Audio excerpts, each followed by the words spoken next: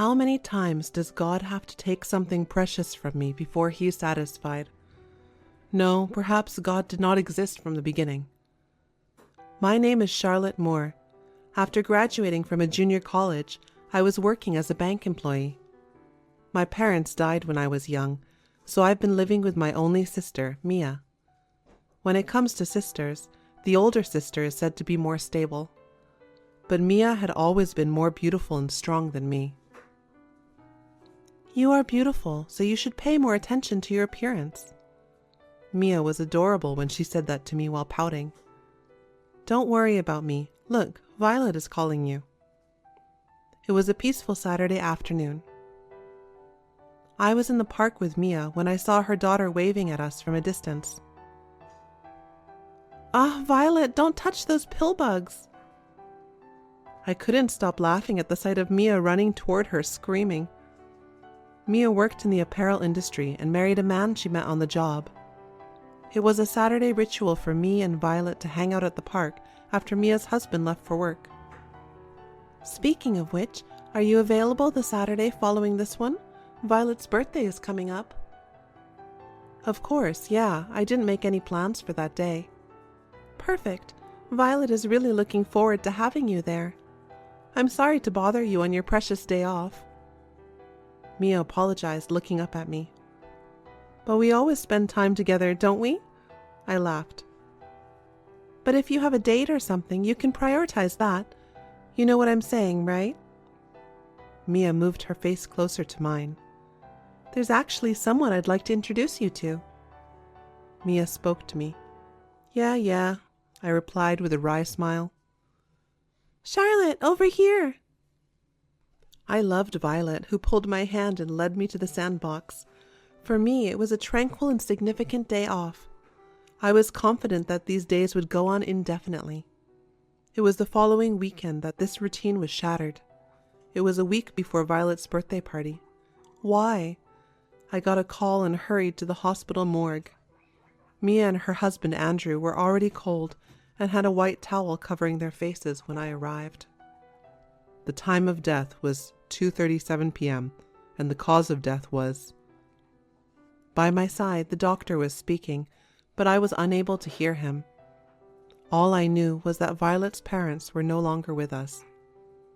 On that day, Mia and Andrew had taken a day off to go shopping. They were buying a birthday present for Violet, and also a present for me because I had been taking care of her. A truck driven by a dozing driver crashed into their car on the way home. That's what the police explained to me. Charlotte. I heard a faint voice nearby and suddenly came to myself and looked to the side. Violet was standing there with her favorite stuffed animal. Mom and Dad, why don't they wake up? I've been calling to them since a while ago, but they've been asleep. Violet's lips were pale blue as she mumbled anxiously. I could only stand there holding Violet's small hand. Only relatives attended the funeral, which was held quietly. The relatives were left in shock at the news of the death of these young two. Nobody said anything throughout the somber and sad ceremony. Both Mia and Andrew had lost their parents early, so I was the closest relative. When it came to the topic of who would look after Violet, I offered to do so without hesitation. There was a sigh of relief in the air as my relatives seemed to be waiting for me to say that. Children this age are actually sensitive to many things. I was acutely aware of this, having lost both of my parents at a young age. I was happy that the decision had been taken before the discussion began. Violet, your mom and dad are going to sleep for a while. I crouched down to make eye contact with Violet. It's just for a little while. No, you won't be able to talk to them for a long while. But I will always be by your side during that time. She was dressed in black, which was not appropriate for a child of her age. Clutching a stuffed animal, Violet gave a small nod. Later, we received the belongings from the police. In Mia and Andrew's car was a set of Violet's favorite character toys. There was also a small white box from a well-known cosmetics brand. When I opened it, I discovered lipstick in a vivid color I would never have chosen for myself. "You are so pretty. You should be more confident." I imagined Mia handing me this with a smile. I could almost hear her happy voice as she handed me the gift. After making sure Violet went to bed that night, for the first time since Mia and her husband died, I walked outdoors and cried aloud. I cried and cried, but the tears never stopped. Violet was acting a bit awkwardly when she first started to live with me, but she had always liked me and started laughing more and more. She was a very smart and independent child, but the shock of losing her parents suddenly never went away, I guess. She would occasionally start crying in the middle of the night or in the evening. All I could do when this happened was hold Violet in my arms till she calmed down. She must have been worried about switching daycare centers, but she adapted to the rapidly changing environment. Seeing her like this strengthened my desire to help her. However, I had no experience in marriage or child rearing. It was not easy for me to work while raising a young child. I notified my supervisor of my condition, and he offered to lower my workload. However, I refused, stating that I could not cause any more disruption in an already overworked office. I picked up Violet from daycare and returned home, holding her hand. "Violet, shall we make curry today?" "Curry? Yes." She smiled at me. My exhaustion from work was instantly relieved by seeing her grin. Between the love that welled up in my heart and the sensation of sorrow that I had lost Mia, I tried to maintain my mental and physical health. This equilibrium was thrown off one day during the rainy season, half a year after I moved in with Violet. "Are you all right, Charlotte? You look very pale." A colleague called out to me, and I suddenly returned my attention to the documents in my hand. "I'm fine, I'm sorry. I was a little distracted." I checked the documents in a hurry and turned back to the computer. I had been feeling heavy in my mind since the morning, and I had not been able to complete any work. "Maybe you should go to the hospital."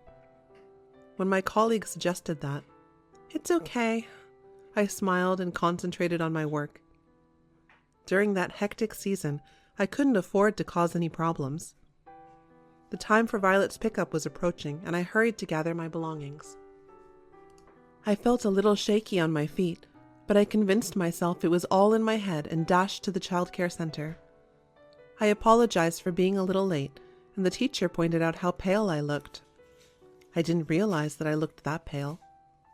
And I was thinking of going to the hospital when I finished my responsibilities. Thinking about this, I smiled at Violet, who hugged me and held my hand. "It's raining so hard, isn't it?"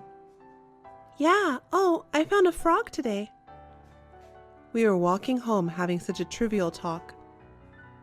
As we were approaching a pedestrian crossing, I saw a truck coming toward us. "Watch out!"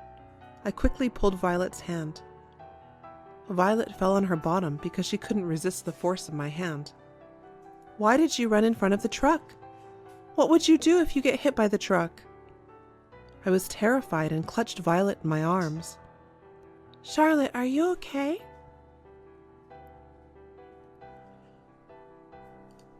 I looked up in surprise at Violet's anxious muttering. I looked in front of me and saw that the traffic light was green. The truck had stopped normally. Because of my suspicious behavior, the truck driver and the people surrounding me were staring at me suspiciously. Violet peeked at me worriedly. "Charlotte?" Violet's voice was fading as she spoke to me. I heard someone yelling, but I slumped and lost consciousness. When I regained consciousness again, I was lying in a hospital bed. "Hey, can you hear me?" I tried to rise up when I heard a soft female voice, but I had a severe headache. "I'll call the doctor now. Please lie down."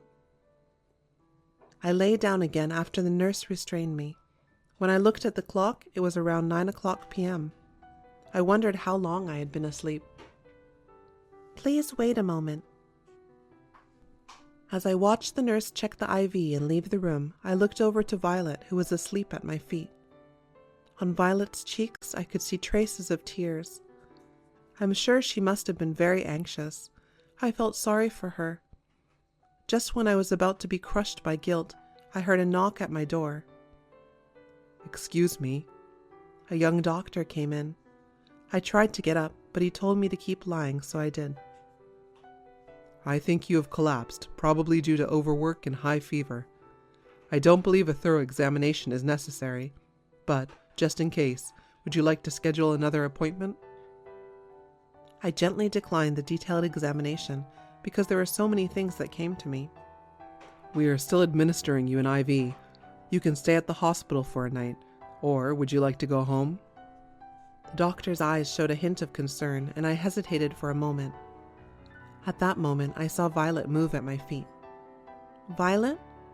I called out to her, and she jumped up as if surprised. "Charlotte!" Violet looked a little sleepy, but she looked at me and spoke clearly. "I'm sorry I surprised you. Violet, it's all right now." My head was still hurting badly, but I smiled at Violet, hoping to alleviate her worries. Violet appeared to be fighting back tears for a minute before hugging my feet and nuzzling her face. I couldn't believe I made such a little girl care about me. My heart ached with apology. At that moment, "Are you Violet?" Suddenly the doctor spoke up. Violet looked up at the voice and stared at him. "Oh, it's you, Samuel." After that, I heard from the doctor, from Samuel Taylor, the story. Samuel turned out to be a neighbor of my sister's former apartment. The hospital where I was sent was a local general clinic, and Samuel worked there as a doctor. Violet always greeted me pleasantly. Both Mia and Andrew always smiled at me, and I enjoyed seeing them every day. Violet was also attached to Samuel, so he even had dinner together at Mia's house. I almost burst into tears when I heard Mia and her family's story. After ensuring that Violet had dozed off again, I informed Samuel of our current situation. "Since they disappeared suddenly, I was concerned about it. I had no idea." Samuel also looked distressed. I ended up staying in the hospital overnight that day. This was due to Samuel's strong recommendation, as he was concerned about my health condition.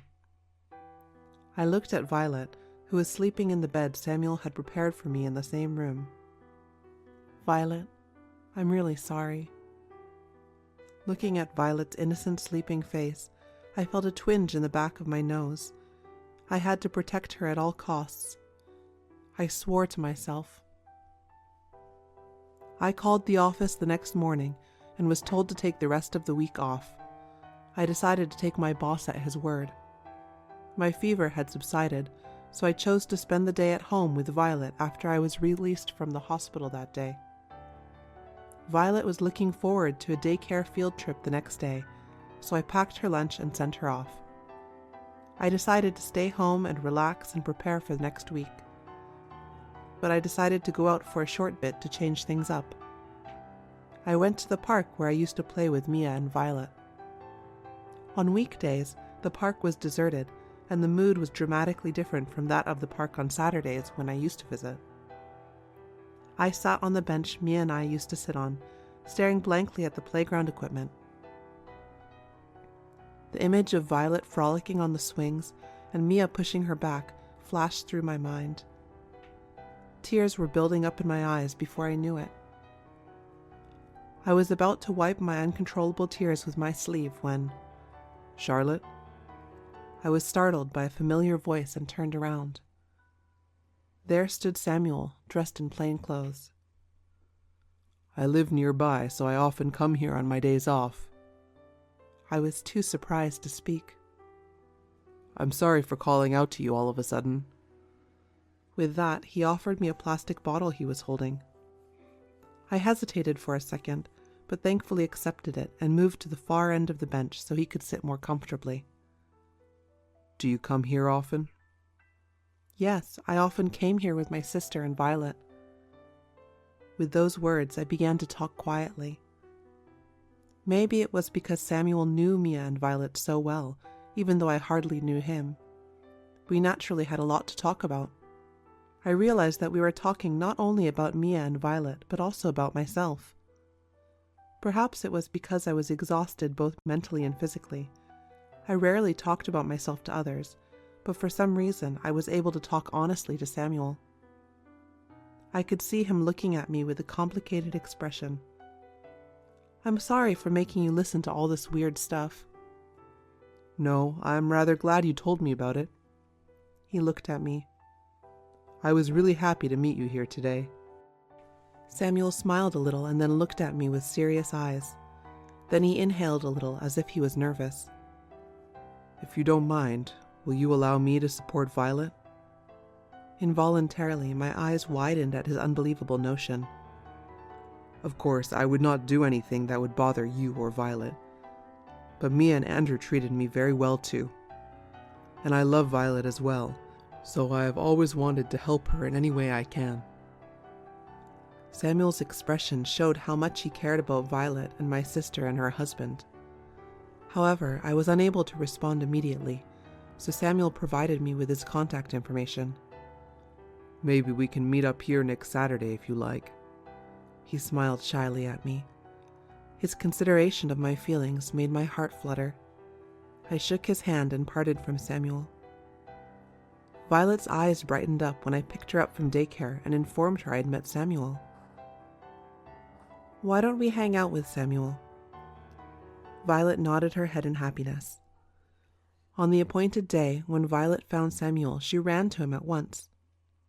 Seeing Samuel use the might of an adult man to play with Violet as much as he can, I guessed that he must have been playing with her like this before. I felt a little ashamed of myself for initially doubting him. Samuel, who had been a gentleman from the beginning, never came to my house. We played in the park, ate out, or went on picnics with me making lunches. He was always caring for Violet and me. It was not surprising that I gradually became attracted to Samuel. We became closer and closer, and before I knew it, we were eating dinner at home together. Then one day, we all went to an amusement park together, and then, in the evening, Violet was walking very happily, holding hands between me and Samuel. "Samuel, do you want to stay over at my house after dinner today?" Violet's unexpected idea caught me off guard. "Violet, what are you saying?" I was barely able to speak, surprised. "Because Samuel always returns home after dinner, so I thought it would be nice if we could all sleep together." Violet murmured a little sadly. "Violet." After a little pause, Samuel knelt in front of Violet, his gaze fixated on her. "Violet, do you love Charlotte?" "Yeah, I love her." Violet smiled happily. "Okay, I love her too." This time, his abrupt comments caught me off guard. "I don't want Charlotte to hate me. What do you say for today? I'll only have dinner with you. And next time, if Charlotte says yes, can I stay over?" "Okay, sure." I was relieved it was dusk at the time. They couldn't see how much I blushed. "If Charlotte says yes, Samuel, will you be friends with Charlotte forever and ever?" Violet's direct remarks ultimately made me want to get in if there was a hole. Samuel stood up and looked at me mischievously, but very seriously. "I want us to be friends forever and ever. Charlotte, will you be good friends with me?" I was barely able to say, "Yes." That was all I could say. Violet was happily running around at our feet. Violet then informed me that Mia had planned to introduce me to Samuel. "There's actually someone I'd like to introduce you to." So, she was referring to Samuel. I was surprised, and Violet said, "I knew you two were destined to be together." Violet's adorable and mawkish tone made me think of Mia. I couldn't help but feel that my connection with Samuel was a gift from Mia. The sadness of losing them will never heal. Still, looking ahead and living to safeguard Violet's happiness will undoubtedly be the finest approach to putting Mia and Andrew at peace. Someday in the distant future, I'll run upon Mia, who will be beaming brightly. I'd like to tell her about Violet's life, which is full of cheerful smiles.